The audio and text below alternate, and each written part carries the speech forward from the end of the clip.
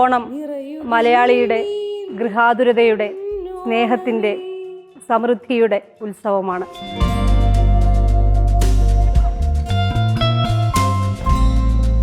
പാലക്കാടിനെ തൊട്ടറിയാനായി കടന്നു വരുന്ന ഓരോരുത്തരും ആദ്യമായി സന്ദർശിക്കേണ്ടതും പാലക്കാടിൻ്റെ സ്വകാര്യ അഹങ്കാരമായ ഈ കോട്ടയെ തന്നെയാണ്.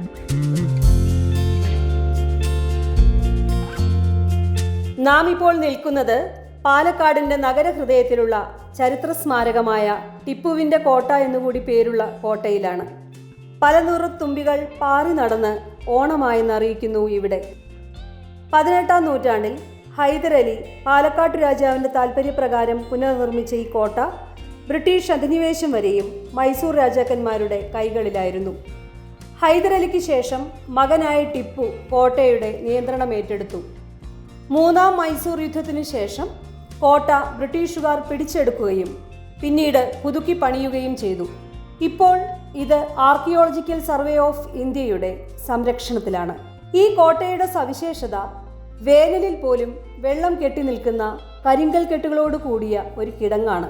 കോട്ടയ്ക്കും പാലക്കാട് ടൗൺ ഹാളിനും ഇടയ്ക്കായി കിടക്കുന്ന കോട്ട മൈതാനം ഒരു കാലത്ത് ടിപ്പു സുൽത്താൻ്റെ ആനകളുടെയും കുതിരകളുടെയും ലായമായിരുന്നു അത്രേ.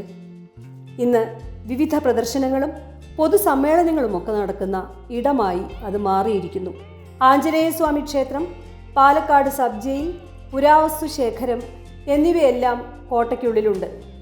കോട്ടയോട് ചേർന്ന വിശാലമായ മൈതാനത്തിൽ വിശ്രമത്തിനും സായാഹ്ന നടത്തത്തിനും ധാരാളം പേർ എത്താറുണ്ട്.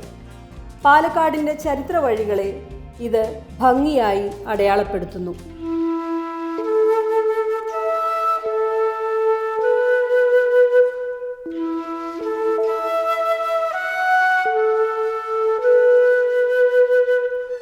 നാട്ടിൻപുറങ്ങളിൽ പാലക്കാട് ഒളിപ്പിച്ചു വെച്ചിരിക്കുന്ന ഹൃദ്യമായ ഓണവിശേഷങ്ങളെ തൊട്ടറിയാൻ നമുക്ക് യാത്ര ആരംഭിക്കാം.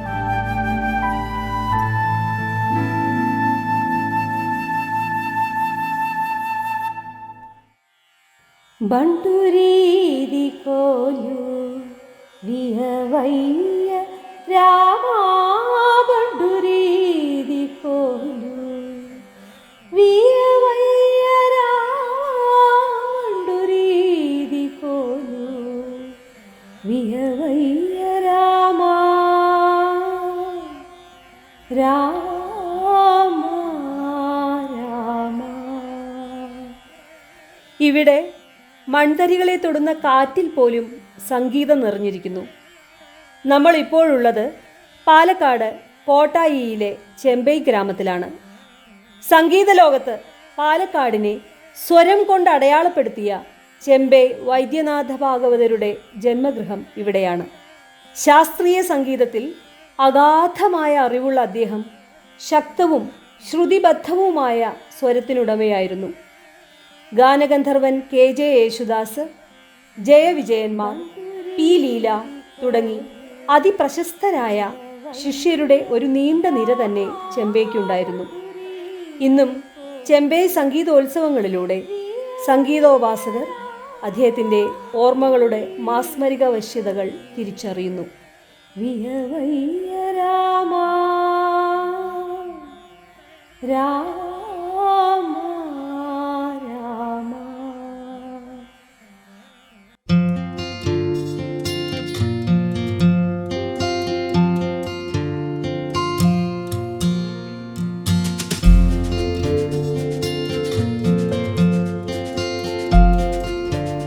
കർണാടക സംഗീത രംഗത്തെ സൂര്യ തേജസ്സാണല്ലോ ചെമ്പൈ വൈദ്യനാഥ സ്വാമികളെ. അപ്പോൾ ഒരു മുത്തശ്ശനെ അവിടുന്ന് ഓർത്തെടുക്കുന്നത് എങ്ങനെയാണ്? ചെമ്പൈയുടെ കൊച്ചുമകനാണ് സാറ്. അപ്പോൾ എങ്ങനെയാണ് ഓർത്തെടുക്കുന്നത്? താങ്കൾ പറഞ്ഞ പോലെ ചെമ്പൈയുടെ കൊച്ചുമോനാണ്. ഞങ്ങൾ ജനിച്ചു വളരുന്നതൊക്കെ ഇത് ചെമ്പൈ ബഹാദൂർ മുത്തശ്ശൻ ജനിച്ചു വരുന്ന ഈ തറവാടാണ്. ഇപ്പോൾ നമ്മളിരിക്കുന്നത് ചെമ്പൈ ജനിച്ചു വളർന്ന തറവാട് വീടാണ്. സുമാർ ഒരു 150 വർഷത്തിന് മേലെ പഴക്കമുള്ള 175 വർഷത്തോളം പഴക്കമുള്ള ഒരു ബ്രാഹ്മണ അഗ്രഹാരത്തിൻ്റെ തറവാട് വീടാണത്. ഇവിടെ എന്താ ചോദിച്ചാൽ ഈ വീടിൻ്റെ പ്രത്യേകത, ഇവിടെ 24 മണിക്കൂറും പാട്ട് കേട്ടുകൊണ്ടിരിക്കാം, കർണാടക സംഗീതം. കാരണം മുത്തശ്ശൻ ഉള്ളപ്പോൾ മുത്തശ്ശൻ തുടങ്ങി വെച്ച ഒരു ഗുരുകുലം ഉണ്ടായിരുന്നു. ഇവിടെ എപ്പോഴും പാട്ട് തന്നെ, രാവിലെയും ഉച്ചയ്ക്കും രാത്രിയും. ഞങ്ങളൊക്കെ ജനിച്ചു വളർന്നത് തന്നെ ഈ പാട്ട് കേട്ടുകൊണ്ടാണ്. എപ്പോഴും 10-100 വിദ്യാർത്ഥികളെന്നല്ല, വലിയ ആൾക്കാരെല്ലാവരും ഇവിടെ തന്നെ ഗുരുകുല വിദ്യാഭ്യാസം നടത്തിയിരുന്ന ഒരു കാലഘട്ടമായിരുന്നു. ഇവിടെ തന്നെ താമസിച്ച് പഠിച്ച് അവർക്കുള്ള ഭക്ഷണങ്ങളെല്ലാം ഇവിടെ നിന്ന് തന്നെ പാകം ചെയ്ത് കൊടുത്തിരുന്ന ഒരു കാലഘട്ടം. അതിന് ഈ പഠിക്കുന്ന ആരുടെ അടുത്തും ഒരു പ്രതിഫലം വാങ്ങിക്കാതെയാണ് ഇവിടെ പഠിപ്പിച്ചുകൊണ്ടിരുന്നത് ആ കാലഘട്ടത്തിൽ.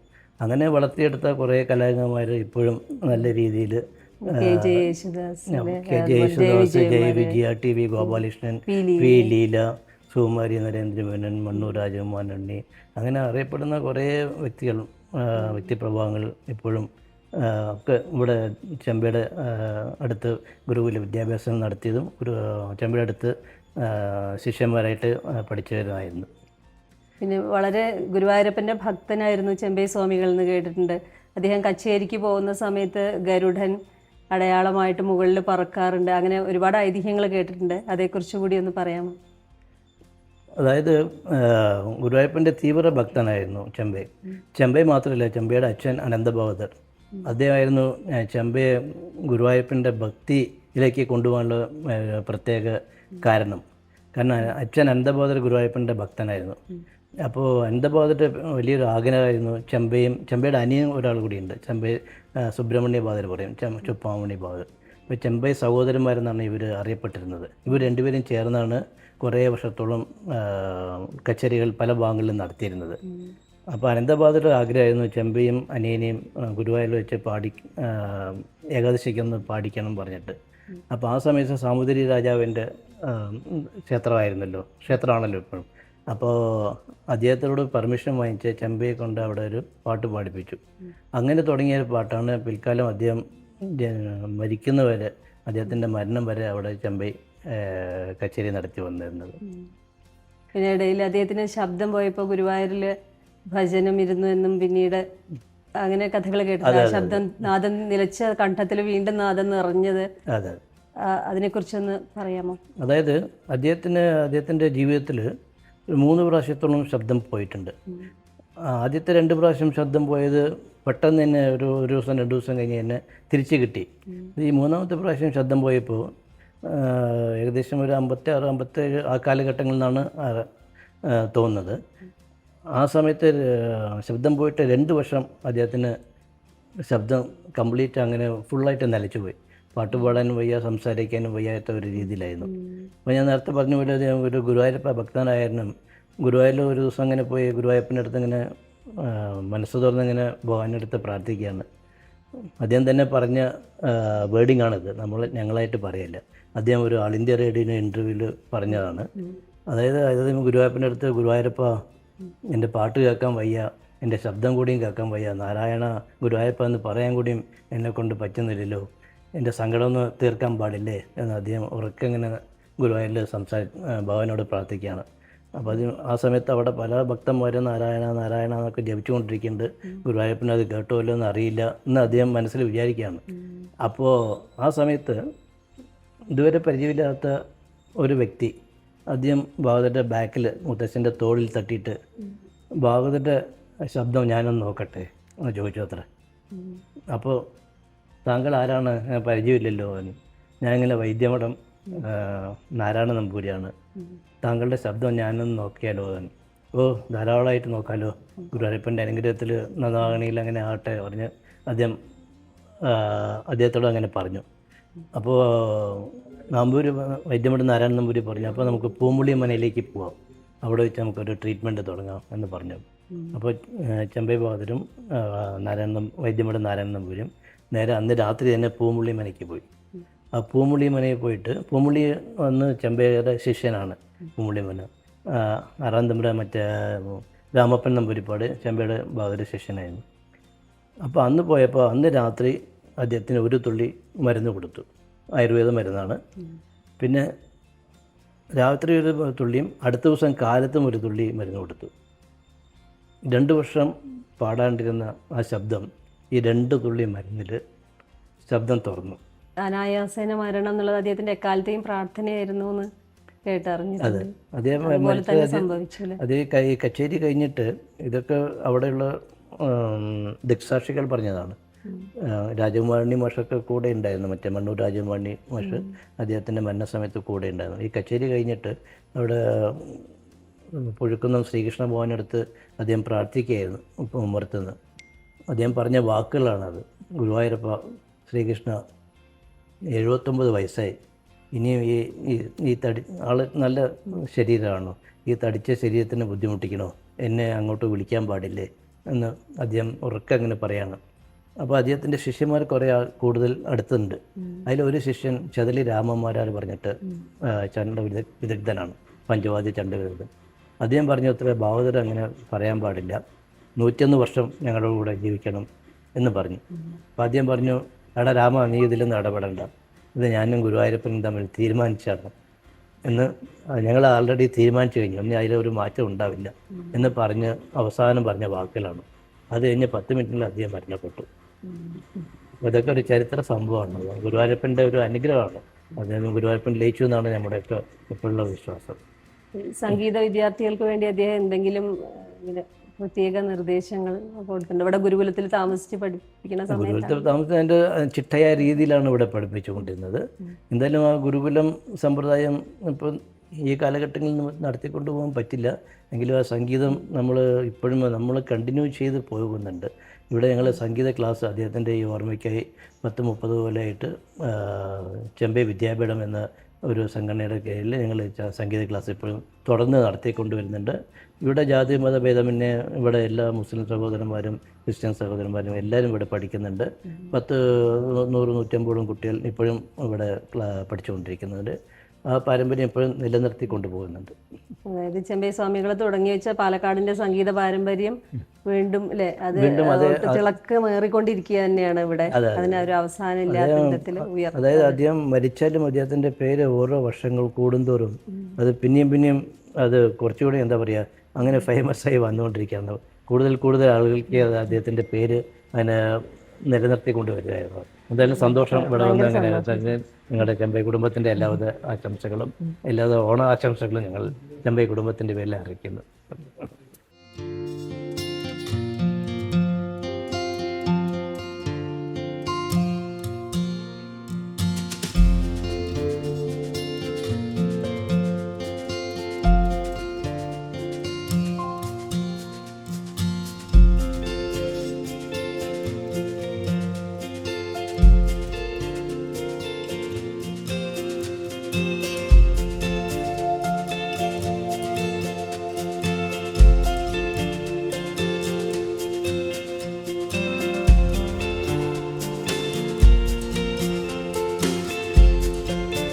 ചെമ്പൈയുടെ ജന്മഗൃഹം MLA-യുടെ മണ്ഡലത്തിലാണല്ലോ.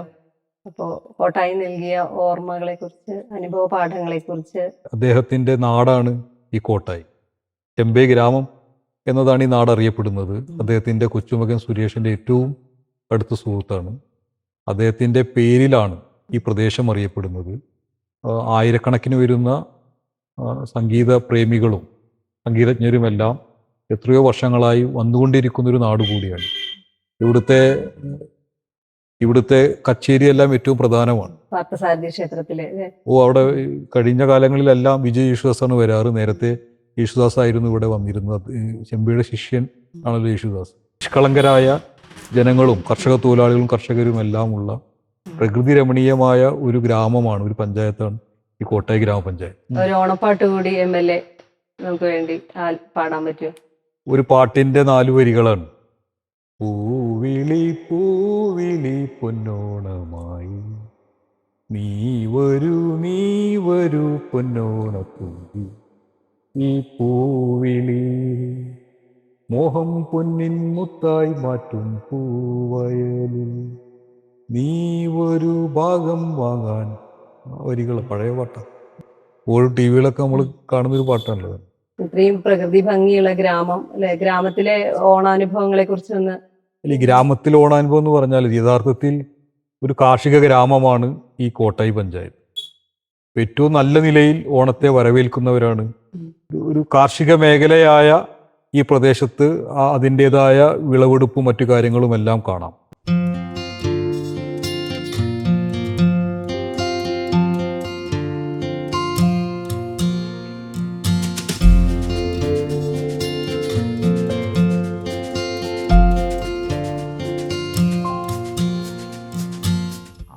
എവിടെ ചാനലുകാർ വന്നാ എൻ്റെ അടുത്ത് പുറപ്പെട്ട് വരാൻ പറഞ്ഞതാണ്. വരുവാ?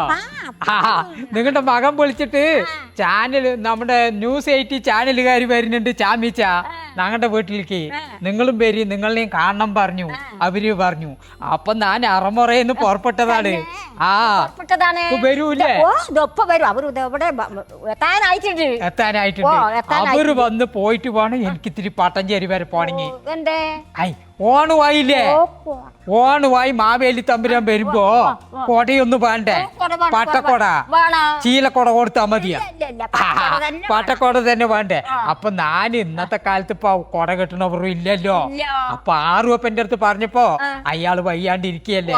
അപ്പൊ ആറുവപ്പന്റെ അടുത്ത് മെല്ലെ കൈയും കാലും പിടിച്ചിട്ടേ ഒരു കൊട കെട്ടിത്തരണം, മാവേലി തമ്പുരാന് കൊടുക്കാനാണ് എന്ന് പറഞ്ഞപ്പോ, ചാമിയെ നീ മുളയും പട്ടിയും കൊണ്ടുപോവാ, ഞാൻ എങ്ങനെയെങ്കിലും കെട്ടിത്തരാം, ഇതിന് പോകാനൊന്നും എന്നെ കൊണ്ടാകില്ല. ആകില്ലല്ലോ. അപ്പൊ അന്വേഷിച്ച് നോക്കുമ്പോ പട്ടഞ്ചേരിയിൽ പട്ടയുണ്ട് എന്ന് അറിഞ്ഞു. കിട്ടൂലേ? മോളയൊക്കെ അവിടെ ഇവിടുന്നൊക്കെ കളത്തിന്നൊക്കെ പട്ട കിട്ടാനല്ലേ? കൊടപ്പന്നെ പട്ട തന്നെ വേണ്ട, പനം പറ്റുമോ? വേണം. പോയാ മതിയില്ലേ? അടുത്ത ബസ്സിന് പോക. ചാനലുകാർ വരുന്നത് നോക്കിക്കൊണ്ട് നിൽക്കുന്നപ്പോ ഇപ്പൊ വരൂലേ? വരട്ടെ വരട്ടെ, എന്തായാലും എന്നെയും കാണണം പറഞ്ഞല്ലോ, സന്തോഷമല്ലേ? ന്യൂസ് 8 അതാ വരുന്നുണ്ട്. അതാ വരുന്നു, ചാനലുകാർ വരുന്നിട്ടോളേ. വരട്ടെ വരട്ടെ വരട്ടെ. വരുന്നുണ്ട്. ശരി ശരി, സന്തോഷം. എന്തായാലും വരട്ടെ, വന്ന് കണ്ടിട്ടേ പോകുള്ളൂ ഞാന്. ഇവിടെ ഇരിക്കാം. സംഗീതം കൊണ്ട് പാലക്കാടിനെ അടയാളപ്പെടുത്തിയ ചെമ്പയുടെ നാട്ടിൽ നിന്നും നമ്മളിപ്പോൾ വടവന്നൂരാണ് എത്തിച്ചേർന്നിരിക്കുന്നത്. പാലക്കാടൻ ചാമിച്ചൻ എന്ന പേരിൽ പ്രശസ്തമായ സോഷ്യൽ മീഡിയയിൽ തൻ്റേതായ ഒരു ഇടം അടയാളപ്പെടുത്തിയ കുമരേഷ് വടവന്നൂരും അദ്ദേഹത്തിൻ്റെ അമ്മയും നമ്മളോടൊപ്പമുണ്ട്. പാലക്കാടൻ നാട്ടുഭാഷയുടെ മികവ് കൊണ്ട് നമ്മുടെ മനസ്സിൽ സ്വന്തമായൊരിടം സൃഷ്ടിച്ച അവരെ നമുക്ക് പരിചയപ്പെടാം. അവരുടെ നാടൻ ഓണവിശേഷങ്ങളിലേക്ക് നമുക്ക് കാതോർക്കാം. നമസ്കാരം. പാലക്കാടൻ ഓണവിശേഷങ്ങളെക്കുറിച്ച് പറയാമോ? ഓണവിശേഷങ്ങൾ പറഞ്ഞാൽ എൻ്റെ കുട്ടിക്കാലത്ത് ഉള്ള അറിവ്, ചാമിച്ചൻ എന്നുള്ള കഥാപാത്രം കുറച്ചുകൂടി വയസ്സനാണ്. ഇപ്പം ഞാൻ കുമരേഷാണ്. അപ്പോൾ കുമരേഷ് എന്നുള്ള രീതിയിൽ ഞാനിപ്പോൾ പറയാം, ചാമിച്ചന് പറയാനുള്ളത് വേറെ പറയുന്നുണ്ടാവും. അപ്പോൾ എൻ്റെ കുട്ടിക്കാലത്ത് പറഞ്ഞാൽ ഓണമായി കഴിഞ്ഞാൽ ഈ പൂ പറിക്കാൻ പോകുക, കനാൽ വരമ്പിലും വേലിയിലും അവിടെ ഇവിടെ നിൽക്കുന്ന പൂക്കളിനെയൊക്കെ കൊണ്ടുവരിക, പറിച്ചിട്ട് വരിക, അമ്മയ്ക്ക് കൊടുക്കുക. അമ്മ അപ്പോഴേക്കും ഇവിടെ ചാണകമൊക്കെ മെഴുകി കാത്തിരിക്കും. അപ്പോൾ പൂ പറിച്ചിട്ട് എപ്പോഴേ എത്തണേ പറഞ്ഞിട്ടാണ് കുട്ടികൾ കൊണ്ടുവരുന്നത് പറഞ്ഞ് കാത്തിരിക്കണേ. ആ പൂ കൊണ്ടുവന്ന് അമ്മൻ്റെ കൊടുത്ത് കൂടെ ഇരുന്ന് പൂവൊക്കെ ഇട്ട് എല്ലാ ദിവസവും ആ ഒരു ഇത്. പിന്നെ ഓണക്കോടി എടുക്കണം പറഞ്ഞാൽ അത് നമുക്ക് വലിയ കാര്യമാണ്. അത് എങ്ങനത്തെ ആയാലും നമുക്ക് ഒരു ഓണക്കോടി കിട്ടിയാൽ അത് തുന്നാൻ കൊടുക്കണം, ഓണക്കോടി എടുക്കണം. അതേപോലെ ഞാൻ ടൈലറാണ്. അപ്പോൾ എനിക്ക് ഈ പണ്ട് ടൈലർ കടയിൽ പോകുമ്പോൾ അവർ അളവെടുക്കുമ്പോൾ ആ ഒരു ഉത്സാഹം, എത്രയും വേഗം തുന്നിയിട്ട് ഇടണം ഓണത്തിന് എന്നുള്ള ഒരു സുഖം, ആ പണ്ട് കാലത്തിൻ്റെ ആ ഒരു ഇതാണ്. അപ്പോൾ ഓണക്കോടി കിട്ടണം. അതേപോലെ ഭക്ഷണം നമുക്ക് ഈ ഓണ ദിവസമാണല്ലോ ഏകദേശം ഒരു 3-4 വക കറിയൊക്കെ കിട്ടുക, അതൊരു സന്തോഷം തന്നെയാണ്. അപ്പോൾ പുകിടൽ, ഓണക്കോടി, ആഹാരം കഴിക്കൽ, പിന്നെ എവിടെയെങ്കിലും കൊണ്ടുപോകുക പറഞ്ഞാൽ പണ്ട് കാലത്തൊന്നും ഇല്ല. എവിടെയും കൂട്ടിയിട്ട് ഇന്നത്തെ മക്കളിനെ എവിടെ വേണമെങ്കിലും നമ്മൾ കൂട്ടിയിട്ട് പോകും. പണ്ട് പിന്നെ അങ്ങനെയൊന്നുമില്ല. അപ്പോൾ കൂട്ടായിട്ടിരുന്ന് എല്ലാവരും കൂടി പലതരം കളികളിൽ ഏർപ്പെടും. അന്ന് എല്ലാ കളിയുണ്ടല്ലോ, ഓണക്കളിയുണ്ട്, നൊണ്ടിക്കളിയുണ്ട്, പമ്പരം കളിയുണ്ട്, കോട്ടിക്കളിയുണ്ട്. അപ്പോൾ ഓണത്തിന് ഭയങ്കരമായ ഒരു സുഖമാണ്. നമ്മൾ മറന്ന് ആഘോഷിക്കുന്ന ഒരു ഉത്സവമാണ് ഓണം. പണ്ട് ഈ നാട്ടിൻപുറത്ത് പ്രത്യേകിച്ച് ഇങ്ങനെയുള്ള കളികളിലൊക്കെ അന്നുണ്ടായിരുന്നു. ഇന്നെല്ലാം നഷ്ടപ്പെട്ടു. ഇന്ന് സോഷ്യൽ മീഡിയയിൽ ഫോണിലൊക്കെ ആയി മക്കൾ. അപ്പോൾ അനുഭവം, ആ ഒരു ഓണത്തിൻ്റെ മധുരിക്കുന്ന ഓർമ്മകൾ നമുക്കിപ്പോൾ ഉണ്ട്. അത് അനുഭവിക്കുന്ന മക്കൾ ഇന്ന് കുറവാണ്. അതാണ് എനിക്ക് പറയാനുള്ളത്. അമ്മയ്ക്ക് കൂടുതൽ പറയാനുണ്ടാവും. അമ്മയുടെ ഓണം നേരത്തെ ഈ ചിങ്ങമാസം പറഞ്ഞ 5-ാം തീയതിയൊക്കെ കൊയ്ത്ത് വരും. കൊയ്ത്ത് മുതലാളിമാർ ഇളം പഞ്ചിയിടും. ഇളം പഞ്ചിയിട്ട് ആ കൊയ്തുണ്ട് വന്ന് ആ കൊയ്തുണ്ട് വരികയെന്ന് പറഞ്ഞാൽ കൊയ്ത് വരുമ്പോൾ നമ്മുടെ കൂലിയും കിട്ടും, ഒരു പറ നെല്ലൊക്കെ കടങ്ങളും മുതലാളിമാർ തരും. ആ നെല്ലും കൊണ്ട് വരുന്ന വരവ് അതിൽ ആ ചാക്കിലാണെങ്കിലും കുരുവട്ടിയിലാണെങ്കിലും നിറവള്ളി കിട്ടും. എന്നിട്ട് മക്കളിലെ കൊണ്ട് നിലവിളക്ക് ഉമ്മർത്ത് കൊളുത്തി വെക്കാൻ പറയും. അപ്പോൾ ഞാൻ വരുമ്പോൾ ആ നെല്ലും കൊണ്ട് വരുമ്പോൾ ആ മക്കൾ നിലവിളക്ക് ഉമ്മർത്ത് കൊളുത്തി വെച്ച് ആ വലത്തെ കാല് വെച്ച് ആ നെല്ലിനെയും കൊണ്ട് മേടി കയറി ആ 3 വലം വയ്ക്കും. ഈ നിലവിളക്കിൻ്റെ ഒട്ടം 3 വലം വെച്ച് അത് ഈ കൊട്ടി ഈ ഒരു നിറവള്ളി എടുത്ത് ഒരു അടങ്ങാഴികൾ ഉണ്ടാവുമല്ലോ, ഇന്നത്തെ പോലെ ഇരുമ്പടങ്ങാഴിയല്ല, അന്നൊക്കെ മുളൻ്റെ അടങ്ങാഴിയാണ്. ആ അടങ്ങാഴിയിൽ അതിനെ ചുറ്റി ആ നിറവള്ളിയൊക്കെ കെട്ടി കൊണ്ടുപോയി കിഴക്കോട്ടേക്ക് നോക്കി നിന്ന് എന്നിട്ട് നിറച്ച് ആ ഒരടങ്ങാഴി വലത്തോട്ടേക്ക് കൊട്ടും. എന്നിട്ടാണ് പിന്നെ 1, 2 വന്ന് എത്ര അടങ്ങാഴി ഉണ്ട് എന്ന് എണ്ണി നോക്കണമല്ലോ, അന്ന് നോക്കണമല്ലോ. അതിനെ മറിച്ച് പിന്നെ അതിനെ പിറ്റേ ദിവസം അതിന് പക്ക നെല്ല് അടുപ്പി വെച്ച് ഉണക്കി അരച്ചാലല്ലേ നമുക്ക് ഓണത്തിൻ്റെ ഭക്ഷണം അരിയാക്കാൻ പറ്റുള്ളൂ. അതിന് ഇന്നത്തെ പോലെ അരുമിനി കലങ്ങളൊന്നുമല്ല, അന്ന് മങ്കനമാണ്. പത്തറങ്ങാഴി പുഴുങ്ങണുണ്ടാവും, ചിലത് നെല്ലുള്ള പോലെ 10 15 നെല്ല് പുഴുങ്ങണ കലം അടുപ്പിൻ്റെ മുകളിൽ വെച്ച് അതിൽ ഈ നിറവള്ളി കൊണ്ടുവന്ന് ആ കലത്തിൽ കെട്ടും. നെല്ലടുപ്പ് വയ്ക്കുന്ന കലത്തിൽ ഈ വള്ളി കെട്ടി വെള്ളം ഒഴിച്ച് നെല്ലിനെ കൊണ്ടുവന്ന് കൊട്ടി അതിനെ തിളപ്പിച്ച് ഉണക്കി അതിനെ പോയി മില്ലിൽ കൊണ്ടുപോയി അരച്ചിട്ട് വന്ന് അരിയും കലം ഉണ്ടല്ലോ, ആ അരിയും കലം ഒക്കെ മങ്കലം തന്നെ. ഇന്നത്തെ പോലെയുള്ളതൊന്നും അലുമിനിയ കലത്തിൻ്റെ ഷീൽഡ് ഒന്നും അന്നത്തെ കാലത്തില്ല. കിണ്ണുവേ വന്നിട്ട് ചോറിൻ്റെ മണ്ടയും കബഡി കിണ്ണങ്ങളൊക്കെയാണ് അന്നത്തെ ഞങ്ങളുടെ കാലം. അപ്പോൾ ആ അരിയും കലത്തിൽ കൂടിയിട്ട് ഈ നിറവള്ളി കെട്ടണം. ആ നിറവള്ളിയൊക്കെ കെട്ടി ദാദാ പറയുമ്പോഴേക്ക് ഓണമായി. ആ ഓണമായി പുത്തിരി ഉണ്ണണ്ടേ? പുത്തിരി ഉണ്ണോന്ന് നിങ്ങൾ പുത്തിരി ഉണ്ണണ്ട? പിന്നെ ഉത്തരാടത്തിൻ്റെ ദിവസം പുത്തിരി ഉണ്ണണോ, അല്ലെങ്കിൽ തിരുവോണത്തിൻ്റെ ദിവസം പുത്തിരി ഉണ്ണാൻ വേണ്ടിയിട്ടാണ്. അങ്ങനെ 4 വക കൂട്ടാനും പപ്പടം പായസം പറഞ്ഞ പോലെയൊക്കെ വയ്ക്കും. ഒരുമാതിരിയൊക്കെ അന്നത്തെ കാലം ഇന്നത്തെ അത്ര ഇതല്ലാലോ, കഷ്ടപ്പാടുള്ള കാലുമാണ്. അതൊക്കെ വച്ച് എടുത്ത് അങ്ങനെ തുമ്പപ്പൂ വലിച്ചിട്ട് വന്ന് ആ നിലവിളക്ക് കൊളുത്തി വെച്ച് മക്കളിനെ ആദ്യം അച്ഛൻ്റെ മടിയിലിരുത്തിയിട്ട് ഇലയിൽ പായസവും ഒരു ഭാഗത്ത് പായസം ഒരു ഭാഗത്ത് മത്തനെൽത്തേരി എന്താ വച്ചതൊക്കെ ഓരോ ഭാഗത്ത് വിളമ്പി പപ്പടം ഭഷം ഒക്കെ വച്ചിട്ട് ആ അച്ഛൻ്റെ മടിയിലിരുത്തിയിട്ട് ഈ മക്കൾക്ക് ആ നിലവിളക്ക് തെളിയുന്നുണ്ട്, കത്തുണ്ടാവുമല്ലോ, ആ നിലവിളക്ക് നോക്കിയിട്ട് 3 മരിക്ക ഈ ആ പുന്നെല്ല് ചോറ് ആ പായസം ആ മത്തനെൽത്തേരി ആക്കി ആ മക്കൾക്ക് ആ 3 മരിക്ക ആ വായിലേക്ക് അങ്ങോട്ട് ഈ വിളക്ക് നോക്കിയിട്ടാണ്. വിളക്ക് എഴുന്ന് കത്തണം. അലിയുമ്പോൾ കൊടുക്കാൻ പാടില്ല. അന്നത്തെ അങ്ങനെയാണ്, വിളക്ക് അലിയുമ്പോൾ കൊടുക്കാൻ പാടില്ല. വിളക്ക് എഴുന്നോട്ട് കത്തുമ്പോഴേ ആ ചോറ് കുട്ടികൾക്ക് 3 മരിക്ക കൊടുക്കും. ആ 3 മരിക്ക ആ മക്കൾക്ക് ചോറ് ഓരോരുത്തർക്ക് കൊടുത്തു വിടും. അന്നൊക്കെ 5 6 മക്കൾ ഉണ്ടാവല്ലോ, ഇന്നത്തെ പോലെ 1 2 പറയുമ്പോഴേക്ക് ഇതാകുമല്ലോ. ആ മക്കൾക്കും ഒക്കെ കൊടുക്കുമ്പോൾ ഈ പച്ചരിയും തുമ്പപ്പൂ വലിച്ചിട്ട് വയ്ക്കും. തുമ്പപ്പൂ പറഞ്ഞാൽ വലിയ പ്രധാനമാണ്. ആ തുമ്പപ്പൂ വലിച്ചിട്ട് വച്ചിട്ട് ആ തുമ്പപ്പൂ 5 അരി എടുത്തിട്ട് ഈ മക്കൾക്ക് ആദ്യത്തെ മക്കൾക്ക് ആദ്യം കൊടുക്കുമ്പോൾ തുടങ്ങിയിട്ട് ഈ കുട്ടികളുടെ നെറുകിലും അച്ഛൻ്റെ നെറുകിലും ചെമ്മൂരി വാട്ടി ഈ പൂവിടും, ഈ തുമ്പപ്പൂവിടും.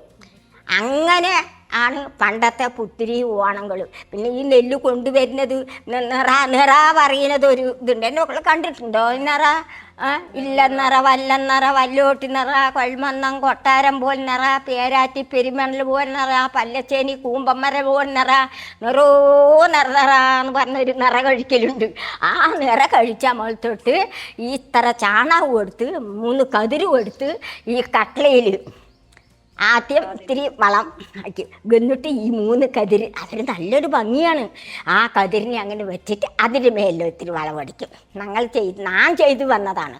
അതിൻ്റെ മുകളിൽ വളവടിച്ച് പിന്നെ അതേപോലെ പടിക്കാലിൽ പിന്നെ ഒരു കതിരും കുറച്ച് പിന്നെ നിറവള്ളിയും കൂടി പടിക്കാലി കൊണ്ടുപോയി കെട്ടും. മാവ് അരച്ചിട്ട് ഈ നല്ല പുത്തിരി കൊണ്ടത് പുന്നല് വന്നത് അറിയണ്ടേ, ഈ മാവൊക്കെ ഉമ്മർത്തൊഴുക്കും. ഇന്നും എൻ്റെ കൈ ഈ ഇത് കാണുകണ്ട അടയാളം ഇതാ അടികളം കണ്ട 5 വിരൽ അടികളം കാണും. ഇനിയിപ്പോൾ ഞാൻ ഓണത്തിനേക്ക് ചെയ്യണം, ഓണത്തിന് ഞാൻ ചെയ്യാൻ പോവുകയാണ്. ആ മാവ് ഒരു കിണ്ണത്തി മാവ് എടുത്തിട്ട് ഇങ്ങനെ മുക്കിയിട്ട് വാതിലടിക്കും. അതൊരു കൊല്ലം വരെ അതൊരു പ്രധാനമായിട്ട് എനിക്കത് കാണാൻ വലിയ കാര്യമാണ്. അല്ല അങ്ങനെയൊക്കെയാണ് മകനെ പണ്ട് കാലത്തെ ഓണം ആഘോഷിക്കുന്നതും. എന്ത് കഷ്ടങ്ങളുണ്ടെങ്കിലും പക്ഷേ ഒരു നല്ല ദിവസം വരുമ്പോൾ 10-12 വക പദാർത്ഥം വെച്ച് ഒരുക്കിയിട്ടില്ല 4 വകയാണെങ്കിലും അന്നൊരു ഉത്സാഹമാണ്. ആ മക്കൾക്ക് ഒരു ഓണക്കോടി എങ്ങനത്തെ ആണെങ്കിലും എൻ്റെ മക്കൾക്ക് ഒരു ഓണക്കോടി എടുത്ത് കൊടുക്കണം, എങ്ങനത്തെയോ ആകട്ടെ. അന്ന് അതുകൾക്ക് അത് മതി, നമ്മളെ കൊണ്ട് ചാട്ടിയും പിടിക്കില്ല. എൻ്റെ അച്ഛനും അമ്മയ്ക്കും അങ്ങനത്തെ സാധിക്കുകയുള്ളൂ. കഷ്ടസമയമല്ലേ നിങ്ങളെ അച്ഛനും അമ്മയും തരുന്നതിന് സന്തോഷിച്ച് ഉടുക്കുക എന്ന് ഉണ്ടാകും. അപ്പം അങ്ങനെയാണ് ഈ ഓണത്തിൻ്റെ അന്നത്തെ ആ ഓണം കഴിക്കുന്നത്. ഓണം പറഞ്ഞാലൊക്കെ വലിയ പ്രധാനം തന്നെ. മാവേലി വെക്കൽ, ഓണപ്പാട്ട് പാടി പെൺകുട്ടികൾ വട്ടത്തിൽ കളിക്കൽ, ആൺകുട്ടികളാണെങ്കിൽ പന്ത് കളിക്കും, പിന്നെ ഒലൂറ് കളിക്കും, പിന്നെ ചില്ലിട്ട് കളിക്കും. ഇതൊക്കെയാണ് അങ്ങനെയാണ് പണ്ടത്തെ ഓണം കഴിഞ്ഞിട്ട് വരുന്നമാന. അതൊക്കെ വലിയ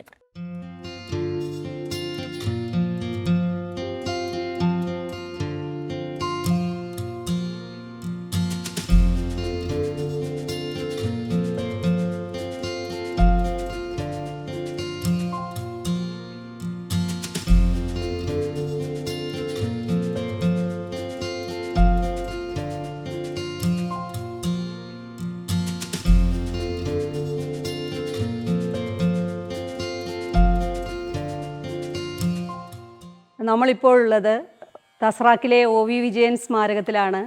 ഖസാക്കിൻ്റെ ഇതിഹാസം പിറവികൊണ്ട ഇതിഹാസത്തിൻ്റെ കഥാഭൂമികയാണ് ഇവിടെ നമുക്ക് കാണാൻ പറ്റുന്നത്. മലയാള സാഹിത്യത്തെ അക്ഷരങ്ങൾ കൊണ്ട് അടയാളപ്പെടുത്തിയ, സാഹിത്യത്തിൽ ശ്രദ്ധേയമായ ഒരു സ്ഥാനം കൈവരിച്ച OV വിജയൻ്റെ ഖസാക്കിൻ്റെ ഇതിഹാസം എന്ന് പറയുന്ന സൃഷ്ടിക്ക് കാരണമായ ഇടം. മലയാള സാഹിത്യത്തെ സംബന്ധിച്ചിടത്തോളം ഖസാക്ക് ഏറ്റവും, ഖസാക്കിന് മുൻപ് ഖസാക്കിന് ശേഷം എന്നിങ്ങനെ മലയാള സാഹിത്യത്തെ രണ്ടായി അടയാളപ്പെടുത്തിയ ഒരു കൃതി കൂടിയാണ് ഖസാക്കിൻ്റെ ഇതിഹാസം. OV വിജയൻ്റെ കൃതിയുടെ പല പല കഥാപാത്രങ്ങൾ, മൈമൂന, മുങ്ങാങ്കോഴി, അതുപോലെ തന്നെ അള്ളാപ്പിച്ച മുല്ലാക്ക, ഏകാധ്യാപക വിദ്യാലയത്തിൻ്റെ അധ്യാപകനായിരുന്ന രവി ഒക്കെ നമുക്ക് ആ ഓർമ്മകൾ ഉണർത്തുന്ന അതിമനോഹരമായിട്ടുള്ള ഒരു സാഹിത്യ ഭൂമിക നമുക്ക് സമ്മാനിച്ച OV വിജയൻ്റെ സ്മാരക ഭൂമിയാണ് നമ്മളിപ്പോൾ എത്തി നിൽക്കുന്ന ഇടം. നമ്മളിപ്പോഴുള്ളത് തസ്രാക്കിലാണ്. പാലക്കാടിനെ അക്ഷരങ്ങൾ കൊണ്ട് എല്ലാ കാലത്തേക്കുമായി അടയാളപ്പെടുത്തിയ OV വിജയൻ്റെ ഖസാക്കിൻ്റെ ഇതിഹാസം എന്ന നോവലിന് ആധാരമായ ഇടമാണിത്. ഇരുവശവും പച്ചപ്പ് നിറഞ്ഞ പാടങ്ങൾ അതിരിടുന്ന കിണാശ്ശേരിക്ക് സമീപമുള്ള ഈ പ്രദേശത്തെയാണ് OV വിജയൻ ഖസാക്കിൻ്റെ ഇതിഹാസ ഭൂമിയായി മാറ്റിയെടുത്തത്. ഒരു നോവലിൻ്റെ ഓർമ്മയിൽ ഒരു ഗ്രാമം മുഴുവൻ അറിയപ്പെടുന്നു എന്ന കൗതുകവും തസ്രാക്കിന് സ്വന്തമാണ്. ചെതലിമലയുടെ മിനാരങ്ങളിൽ കണ്ണും നട്ടുകിടക്കുന്ന ഷെയ്ഖിൻ്റെ കല്ലറയിലും രാജാവിൻ്റെ പള്ളിയിലും അറബിക്കുളത്തിലും പോതി കുടിവാർക്കുന്ന പുളിങ്കൊമ്പത്തുമൊക്കെ ചരിത്രങ്ങളും മിത്തുകളും ഒളിപ്പിച്ച ആ ഗ്രാമത്തിലേക്ക് ഏകാധ്യാപക വിദ്യാലയം സ്ഥാപിക്കാനെത്തുന്ന രവിയിൽ നിന്ന് കഥയാരംഭിക്കുന്നു. അനേകം ഉപകഥകളിലൂടെ ഒരു ഗ്രാമത്തിൻ്റെ കഥ മുഴുവനായും ചുരുളഴിയുകയാണ്. ശിവരാമൻ നായരും ഞാറ്റുപുരയും അള്ളാപ്പിച്ച മൊല്ലാക്കയും മൈമൂനയും ചാന്തുമുത്തുവും നൈജാമലിയും കുഞ്ഞാമിനയും കേശിയും അപ്പുക്കിളിയും പത്മയുമൊക്കെ കർമ്മബന്ധത്തിൻ്റെ കാണാച്ചരടുകളിൽപ്പെട്ടുഴലുന്ന വിധങ്ങൾ OV വിജയൻ വാക്കുകളിലൂടെ ഉടഞ്ഞിടുന്നു.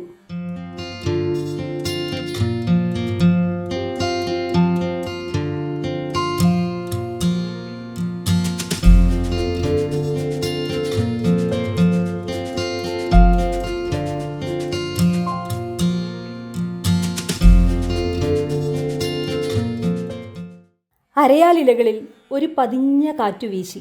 തലതിരിച്ചിലിന് ഇത്തിരി ആക്കം തോന്നി. ബസ്സിൻ്റെ തട്ടിൽ നിന്ന് പെട്ടിയും കിടക്കയും ഇറക്കിക്കഴിഞ്ഞിരുന്നു. ഹോൾഡോളിൻ്റെ പുറത്ത് പതിഞ്ഞിരുന്ന അഴുക്കുപാടുകളിലേക്ക് രവി നോക്കി. അതൊക്കെ സോഡാപ്പൊടിയും ചൂടുവെള്ളവും ഒഴിച്ച് കഴുകിക്കളയണമെന്നോ മറ്റോ അയാൾ നിശ്ചയിച്ചു.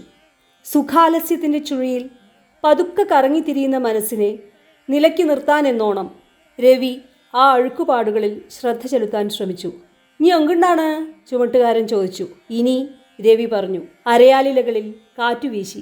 ഖസാക്കിലിക്ക്, രവി പറഞ്ഞു. ഏറുമാടങ്ങളിൽ ഒന്ന് സർവത്ത് പീടുകയായിരുന്നു. 2 സർവത്ത്, രവി പറഞ്ഞു.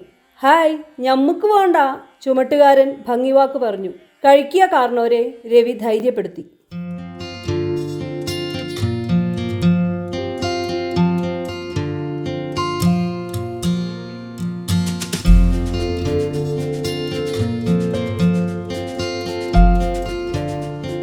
ചൂടു നഷ്ടപ്പെട്ട വെയിൽ, കരിമ്പനകളുടെ സീൽക്കാരം, ജന്മാന്തരങ്ങളുടെ ഇളവെയിലിൽ തുമ്പികൾ പറന്നലഞ്ഞു.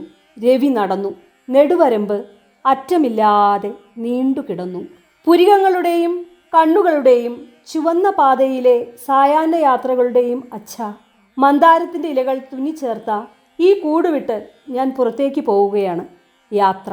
തോടുമുറിച്ച് രവി നെടുവരമ്പിലൂടെ നടന്നു.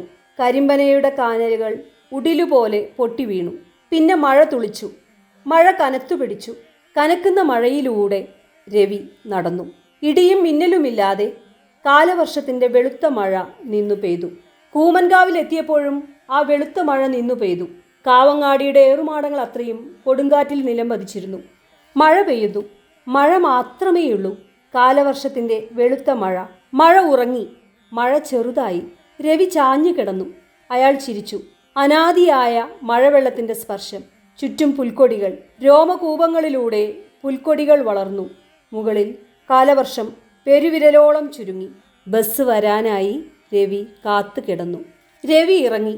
കാല് നിലത്ത് വെച്ചപ്പോൾ നേരം പോക്ക് തന്നെ. ചുരം കയറുന്ന ബസ്സിൽ തല പുറത്തേക്കിട്ട് ഇരിക്കുന്നത് പോലെ തോന്നുന്നു. തസ്രാക്കിലെ OV വിജയൻ സ്മാരകത്തിൻ്റെ ചീഫ് മാനേജറായിട്ടുള്ള അരവിന്ദാക്ഷൻ സാർ ഇന്ന് നമ്മോടൊപ്പം ഉണ്ട്. തസ്രാക്കിലെ പ്രവർത്തനങ്ങളെക്കുറിച്ച് നമുക്ക് അദ്ദേഹത്തോട് ചോദിച്ചറിയാം. മലയാള സാഹിത്യത്തിൻ്റെ ഒരു അതിർവരമ്പാണ് ശരിക്കും ഖസാക്കിന് മുമ്പും ഖസാക്കിന് പിൻപും. അത്തരം ഒരു അതിർവരമ്പിൽ നിൽക്കുന്ന ഒരു നോവലായിരുന്നു ഖസാക്കിൻ്റെ ഇതിഹാസം. അതിൻ്റെ ഭൂമിക ഇതാണ് എന്നുള്ളതാണ് ഈ സ്ഥലത്തിൻ്റെ ഏറ്റവും വലിയ പ്രത്യേകത. നമ്മളിപ്പോൾ ഇരിക്കുന്ന ഈ ഞാറ്റുപുരയാണ് ശരിയായിട്ട് പറയുകയാണെങ്കിൽ ഇത് കഥയിൽ തന്നെ പ്രതിപാദിക്കുന്ന ശിവരാമൻ നായർ എന്ന വ്യക്തിയുടെ അദ്ദേഹം ശരിക്കും അതിൽ ഒരു രാഘവൻ നായർ എന്നാണ് അദ്ദേഹത്തിൻ്റെ പേര് എങ്കിലും രാഘവൻ നായരുടെ കളപ്പുരയാണ് ഇത്. പാലക്കാടൻ ഭാഷയിൽ ഇതിനെ കളപ്പുര എന്നാണ് പറയുക. പക്ഷേ നെല്ലുകളും വിത്ത് സൂക്ഷിക്കുക ഇങ്ങനെയുള്ള ഒരു സംവിധാനം, പിന്നെ ആൾമോസ്റ്റ് ഒരു കൃഷിസ്ഥലത്ത് ബാക്കിയുള്ള സാധനങ്ങൾ സൂക്ഷിക്കുക എന്നുള്ള എല്ലാ സംവിധാനങ്ങളുമുള്ള അത്യാവശ്യം വേണമെങ്കിൽ ഒരു ദിവസം തങ്ങാനുള്ള സൗകര്യത്തോടു കൂടിയിട്ടുള്ള ഒരു ഔട്ട് ഹൗസ് മാതിരിയുള്ളൊരു സംവിധാനമാണ് കളപ്പുര. അത് ആ കളപ്പുരകൾ കൂടുതലുണ്ടായിരിക്കുന്നതൊക്കെ പഴയ കാലങ്ങളിലെല്ലാം കളപ്പുരകളൊക്കെ ഒരുവിധം നല്ല എലൈറ്റായിട്ടുള്ള കർഷകർ, കുറച്ച് കൂടുതൽ കൃഷിഭൂമിയെല്ലാം ഉള്ള വ്യക്തികൾക്കായിരുന്നു ഉണ്ടായിരുന്നത്. അത്തരം ഒരു കളപ്പുരയാണ് ഇത്. ഈ കളപ്പുരയിലാണ് അദ്ദേഹത്തിൻ്റെ സിസ്റ്ററായിട്ടുള്ള OV ശാന്ത ഇവിടെ വന്ന് തങ്ങിയിരുന്നു. OV ശാന്ത ഇവിടെ തങ്ങാനുള്ള സാഹചര്യം അവർക്ക് ഇവിടെ തസ്രാക്ക് എന്ന് പറയുന്നത് ഈ പാലക്കാട് ജില്ലയിലെ കണ്ണാടി വില്ലേജിൽ കൊടുമ്പ് പഞ്ചായത്തിലെ തസ്രാക്ക് എന്നുള്ള സ്ഥലമാണിത്. ഈ തസ്രാക്കിൽ ഒരു ഏകാധ്യാപക വിദ്യാലയം നടത്താനായിട്ടുള്ള നിയോഗം കിട്ടിയിട്ട് അവർ ഇവിടെ വരുന്നു. അപ്പോൾ അന്ന് ഇവിടെ യാതൊരു വെള്ളവും വെളിച്ചമോ അല്ലെങ്കിൽ റോഡ് സൗകര്യങ്ങളോ ഇതൊന്നും ഇല്ലാത്തൊരു കാലഘട്ടത്തിലാണ് അവരിവിടെ വരുന്നത്. That is in 1954. ആ സമയത്ത് OV വിജയൻ ഇവിടെ വരുന്നു. അപ്പോൾ ഇവിടെ വരുന്ന സമയത്ത് OV വിജയൻ്റെ സിസ്റ്റർ ശാന്ത അന്ന് ഇതിനകത്ത് തങ്ങിയിട്ടുണ്ടായിരുന്നു. അപ്പോൾ OV വിജയൻ സിസ്റ്ററുടെ കൂടെ 20 ദിവസത്തോളം ഇവിടെ തങ്ങുന്നു. തിരിച്ചു പോയി കഴിഞ്ഞ് 10 വർഷം കഴിഞ്ഞിട്ട് ഖസാക്കിൻ്റെ ഇതിഹാസം എന്ന നോവൽ പിറവി കൊള്ളുന്നു. അതിൽ അദ്ദേഹം വിഭാവന ചെയ്ത അദ്ദേഹത്തിൻ്റെ കഥാനായകനായ രവി താമസിക്കുന്നതും രവി നടത്തുന്ന ഏകാധ്യാപക വിദ്യാലയമെല്ലാം ഇതിനെയാണ് ചിത്രീകരിച്ചത്. മലയാള നോവൽ സാഹിത്യ ചരിത്രത്തിനെ തന്നെ രണ്ടായി തരംതിരിച്ച്, ഖസാക്കിന് മുമ്പ് ഖസാക്കിന് ശേഷം എന്നിങ്ങനെ തരംതിരിച്ചൊരു നോവലായിരുന്നു മലയാള സാഹിത്യത്തെ സംബന്ധിച്ചിടത്തോളം.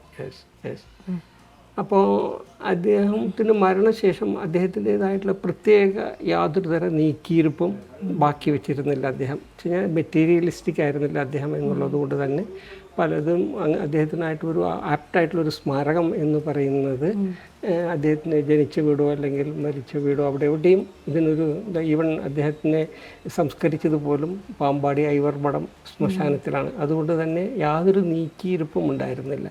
അപ്പോൾ അതുകൊണ്ട് തന്നെയാണ് ഈ സ്ഥലം ഏറ്റവും ആപ്റ്റായിട്ടുള്ളതാണ് എന്ന് സർക്കാരിന് ബോധ്യമായിട്ട് അന്നത്തെ സാംസ്കാരിക വകുപ്പ് ഇത് 2010 ഇത് വന്ന് അന്നത്തെ അപ്പോഴേക്ക് ഈ രാഘവൻ നായർ എന്ന് പറയുന്ന ശിവരാമൻ നായരെല്ലാം മരിച്ചു പോയിട്ടുണ്ടായിരുന്നു. അവരുടെ അനന്തരാവകാശികളിൽ നിന്ന് സർക്കാർ സാംസ്കാരിക വകുപ്പ് ഇത് വാങ്ങി അദ്ദേഹത്തിന് സ്മാരകമാക്കി മാറ്റി. അതാണ് ഈ സ്മാരകത്തിൻ്റെ ഏകദേശം പശ്ചാത്തലം. ഇതാണ് ആ പശ്ചാത്തലത്തിലാണ് ഈ സ്മാരകം ഇവിടെ വന്നത്. ഖസാക്കിലെ പല കഥാപാത്രങ്ങളുടെയും മാതൃകകൾ ഇവിടെ കാണാറ്. അപ്പുക്കിളി, അല്ലാപ്പിൽ മുല്ലാക്ക, അല്ലേ? അങ്ങനെ കുറേ കഥാപാത്രങ്ങളെ വിജയൻ ഇവിടുന്ന് കണ്ടെടുത്തു എന്ന് പറയാറുണ്ട്. അതിനെക്കുറിച്ച് സാറെന്താ? അങ്ങനെ തീർത്തും അദ്ദേഹം അത് പറഞ്ഞിട്ടില്ല. അതായത് കഥാപാത്രങ്ങളുടെ പേരുകൾ ഉൾക്കൊണ്ടു എന്നുള്ളത് ആൾമോസ്റ്റ് ആൾ ശരിയാണ്. അപ്പുക്കിളി എല്ലാം അദ്ദേഹം അപ്പുക്കിളി എന്നൊരു ചെറുകഥ തന്നെ ഇതിനു മുമ്പ് എഴുതിയിട്ടുണ്ട്. പക്ഷെ ആ അപ്പുക്കിളി ഇവിടെയുള്ള അപ്പുക്കിളി അല്ല എന്നുള്ളതാണ് എല്ലാവരുടെ ഭാഷ്യം. അത് ടു ബി പ്രൂവ്ഡ്, അങ്ങനെ നമുക്ക് പറയാൻ പറ്റുള്ളൂ.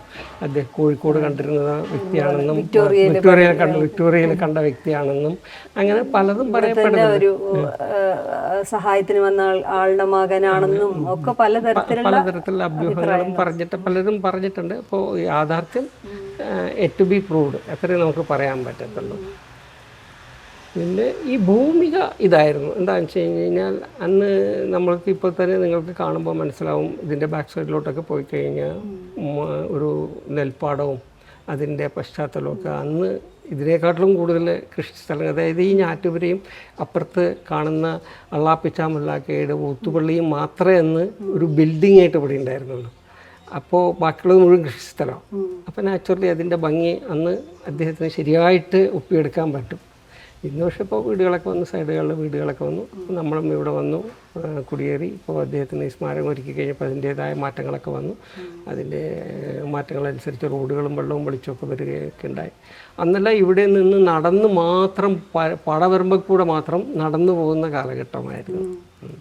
പിന്നെ ഇത് വന്നു കഴിഞ്ഞപ്പോൾ ഇതിൻ്റെ സ്മാരകം ഇതുകൊണ്ട് മാത്രം ആവില്ല എന്നുള്ളതുകൊണ്ട് ഇതിൻ്റെ ബാക്ക് സൈഡിൽ കുറച്ച് സ്ഥലവും പിന്നെ കഥയിൽ തന്നെ പ്രതിപാദിക്കുന്ന അറബിക്കുളം സ്മാരകത്തിൻ്റേതാക്കി വാങ്ങിച്ച് സ്മാരകത്തിന് മുതൽക്കൂട്ടാക്കി അതിൻ്റെ ബാക്ക് സൈഡിൽ ഒരു 2 നില ബിൽഡിംഗ് പണിത് അതിനകത്ത് താഴത്തെ നിലയിൽ ഒരു ഹാളും മീറ്റിംഗ് ഹാളും കോൺഫറൻസ് ഹാളും ഒക്കെ ആയിട്ട് ഒരു മീറ്റിംഗ് ഹാളായിട്ട് അവിടെ രൂപാന്തരപ്പെടുത്തി. അതിൻ്റെ മുകളിൽ നമ്മളുടെ ഗാലറികളുണ്ട്, photo gallery, cartoon gallery, letters gallery, illustration gallery, പിന്നെ ഒരുപാട് പെയിൻറ്റിങ്സ്, പിന്നെ അദ്ദേഹത്തിൻ്റെ എഴുത്തുകളുടെ ഒരു പകർപ്പുകൾ, ഇതെല്ലാം, പിന്നെ ഒരു കാലിയോഗ്രാഫി കോർണർ, പിന്നെ വിൽപ്പനയ്ക്കായിട്ട് അദ്ദേഹത്തിൻ്റെ പുസ്തകങ്ങൾക്ക് ഒരുക്കാനുള്ളൊരു സോവനീർ ഷോപ്പ്, ഇത്രയെല്ലാം കൂടി ചേർന്നതാണ് ഖസാക്കിൻ്റെ ഇതിഹാസത്തിലേക്ക് മുതൽക്കൂട്ടാക്കി ഈ ബിൽഡിങ് പണിത് വെച്ചിരിക്കുന്നത്.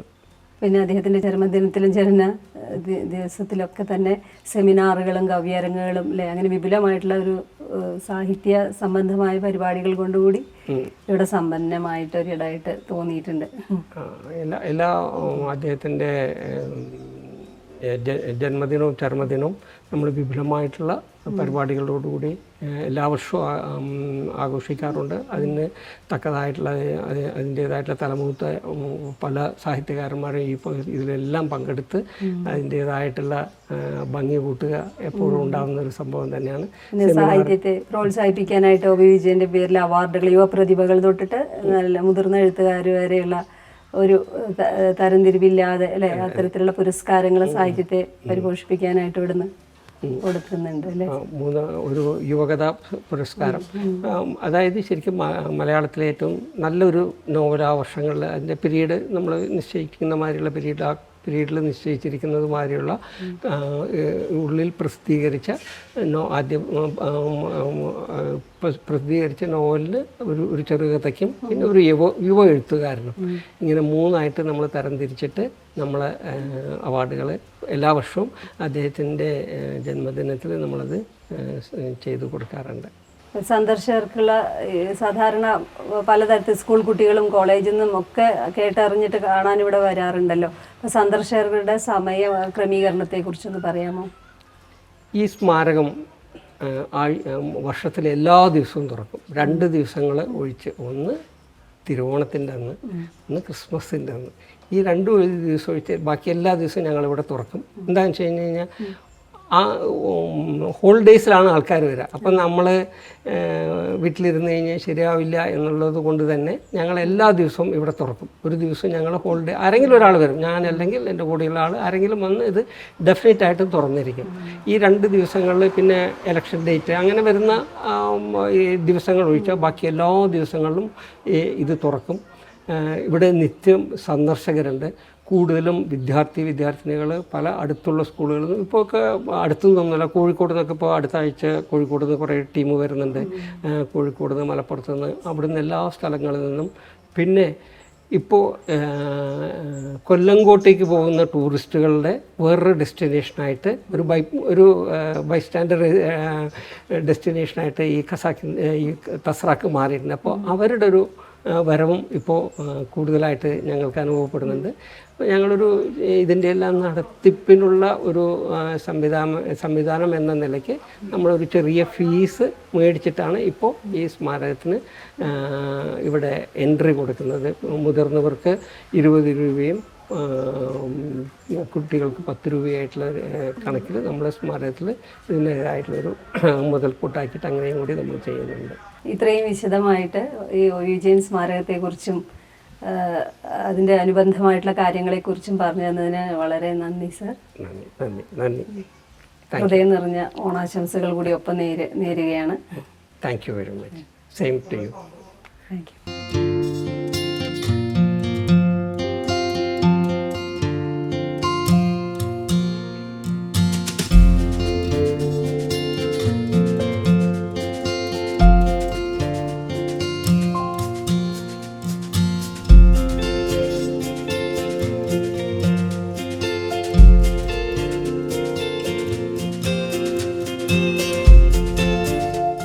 ഇപ്പോൾ നമ്മൾ എത്തിയിരിക്കുന്നത് പാലക്കാടിൻ്റെ സ്വന്തം കൊല്ലങ്കോട്ടിലാണ്. ഇന്ത്യയിലെ തന്നെ ഏറ്റവും മനോഹരമായ 10 ഗ്രാമങ്ങളിൽ ഒന്നായി തിരഞ്ഞെടുക്കപ്പെട്ടതോടുകൂടി ഇവിടേക്ക് വിനോദസഞ്ചാരികളുടെ എണ്ണം ക്രമാതീതമായി വർദ്ധിച്ചു വരികയാണ്.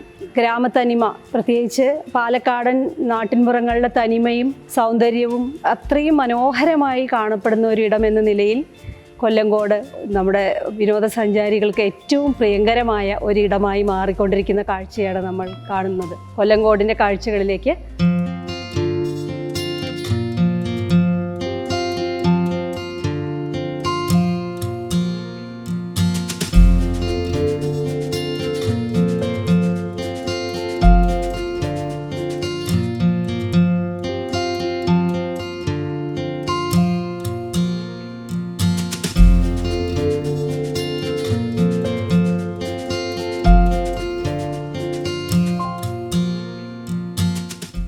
ഒരുപാട് സിനിമകൾ ചെയ്ത ലൊക്കേഷനിലാണ് ഞാനിപ്പോൾ നിൽക്കുന്നത്. അതും കൊല്ലങ്കോട്. ഇന്ന് കേരളത്തിലും അല്ല ഇന്ത്യയിൽ തന്നെ അറിയപ്പെടുന്നൊരു സ്ഥലം കൂടിയാണ് കൊല്ലങ്കോട് എന്ന് പറയാം. ടൂറിസ്റ്റുകളുടെ തിരക്കാണ്. എങ്ങോട്ടാണ് പോകേണ്ടതെന്ന് ചോദിച്ചാൽ ആദ്യം ലിസ്റ്റ് ഇടുന്നത് പാലക്കാട് ജില്ലയിലെ കൊല്ലങ്കോടാണ്. അത് വേറൊന്നുമല്ല, ഈ പുറകിൽ കാണുന്ന ഈ മലനിരകളും വെള്ളച്ചാട്ടവും ഈ കാണുന്ന പച്ചപ്പും പാടങ്ങളും നിറഞ്ഞൊരു സ്ഥലം അത് വേറെ എവിടെയില്ല, അത് കൊല്ലങ്കോട് തന്നെയാണ്. അത് ഫോട്ടോഗ്രാഫർ എന്ന നിലയിൽ എനിക്ക് ഒരുപാട് ഇഷ്ടമുള്ള സ്ഥലവും കൂടിയാണ് എന്ന് പറയാം. എനിക്ക് മാത്രമല്ല, എല്ലാ ഫോട്ടോഗ്രാഫേഴ്സിനും എവിടെ ക്യാമറ വെച്ചാലും അതൊരു നല്ലൊരു ഫ്രെയിമാണെന്ന് പറയാൻ യാതൊരു തർക്കമില്ല. അതുകൊണ്ടാണല്ലോ വലിയ വലിയ സിനിമ ടീമുകൾ വരെ ഇവിടെ വന്ന് ഷൂട്ട് ചെയ്യുന്നത്. നമ്മുടെ പ്രിയങ്കരനായ വിനീത് ശ്രീനിവാസൻ, അവർ ഇവിടെ കൊല്ലങ്കോട് എവിടെ വന്നാലും നമ്മളെ അയ്യപ്പേട്ടൻ്റെ ചായക്കട എന്ന് പറയും, അവിടെ വന്ന് ഫുഡ് കഴിക്കും. അതുപോലെ തന്നെ കുടിലടം, ഇവിടെ ഒന്ന് വിസിറ്റ് ചെയ്തിട്ടും ഇവിടെ ഒന്ന് ചിത്രങ്ങൾ അടുത്ത സിനിമയുടെ എന്തൊക്കെയാണെന്നുള്ള കാര്യങ്ങൾ നോക്കിയിട്ടാണ് അവർ പോകാമെന്നുള്ളതും യാതൊരു തർക്കമില്ല. കാരണം അവിടെ മിക്ക സിനിമകളുടെയും ലൊക്കേഷൻ ഇത് തന്നെയാണ്. കുടിലടം അതിലും ഒരു ഫേമസ് തന്നെയാണ്, അതിൽ യാതൊരു തർക്കമില്ല.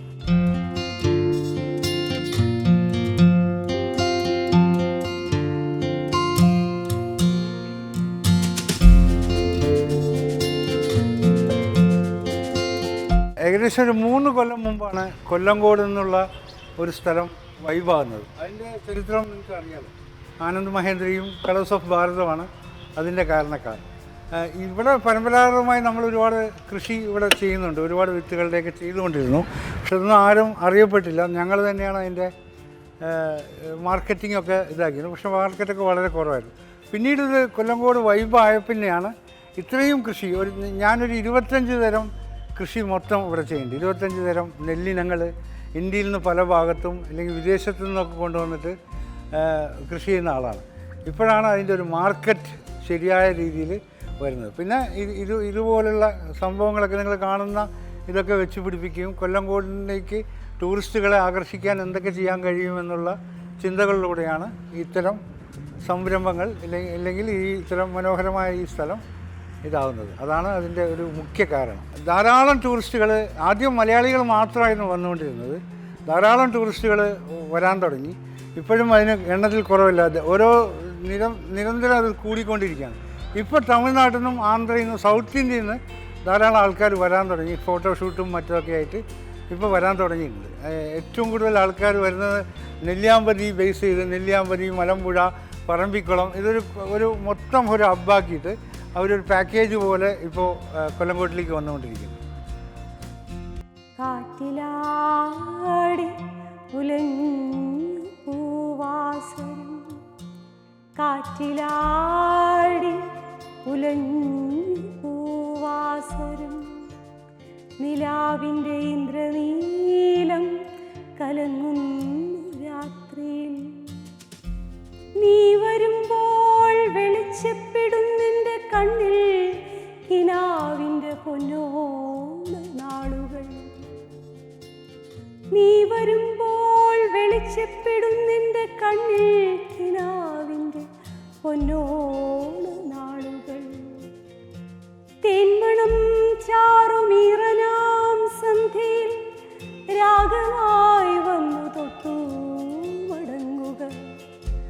കാത്തിരിപ്പിൻ്റെ മന്ത്രനേരങ്ങളിൽ എൻ്റെ ചോരയൂറ്റി.